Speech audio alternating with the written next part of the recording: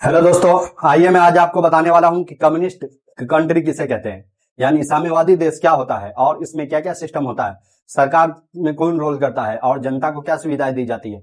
आइए मैं आपको विस्तार से समझा दूं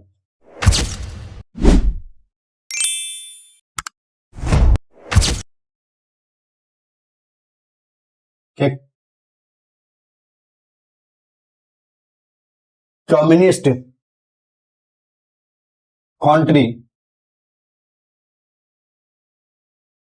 कम्युनिस्ट कंट्री यानी साम्यवादी देश, कम्युनिस्ट जिसका हिंदी वर्जन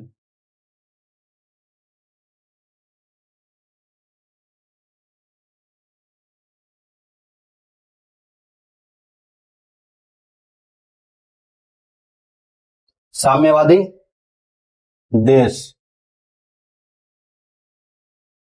कम्युनिस्ट कंट्री यानी साम्यवादी देश। तो साम्यवादी देश वह शासन व्यवस्था है जहां सरकार कम्युनिस्ट विचारधारा के अनुसार शासन चलाती है, समाज में आर्थिक तथा सामाजिक समानता स्थापित करने का प्रयास करती है। जैसा कि कल मैंने बताया था कि थ्योक्रेटिक डिक्टेटरशिप यानी धर्मतांत्रिक तानाशाही में क्या होता है, वहां हर एक चीज रिलीजन्स के हिसाब से चलता है, यानी कि धार्मिक हिसाब से चलता है, धर्म के हिसाब से।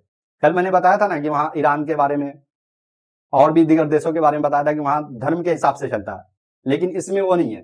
यहाँ कम्युनिस्ट, यहाँ साम्यवादी, सेकुलरिज्म जिसको बोलते हैं, साम्यवादी के हिसाब से हर एक चीज चलता है। तो साम्यवादी वह शासन व्यवस्था है जहां सरकार कम्युनिस्ट विचारधारा यानी सबका एक लेवल, अमीर हो या गरीब हो, चाहे वो हिंदू हो, मुस्लिम हो, क्रिश्चियंस हो, जेवेस हो, कोई सी भी रिलीजन का हो या कोई भी कास्ट का हो, वहां एक विचारधारा चलता है। और वहां ये रिलीजन्स, हमारे देश में भी सबसे ज्यादा फोकस किस पे होता है आप सबको पता है, कांग्रेस, बीजेपी, तो हिंदू, मुस्लिम।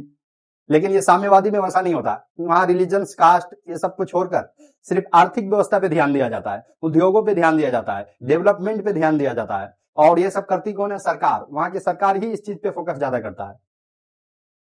जैसे इस विचारधारा के अनुसार उत्पादन के साधनों पर, जैसे कारखाना, मैन्युफैक्चरिंग, इंडस्ट्रियल कंपनीज, इस विचारधारों पर निजी व्यक्ति के बजाय, यानी हमारे देश में जैसे Adani group, Ambani group, Tata group, ये सब एक निजी व्यक्ति का बनाया हुआ है। लेकिन ये कम्युनिस्ट विचारधारा में क्या है, निजी व्यक्ति के बजाय खुद सरकार इस पे ध्यान देती है और सरकार इसको बढ़ावा देती है, फंडिंग करती है। और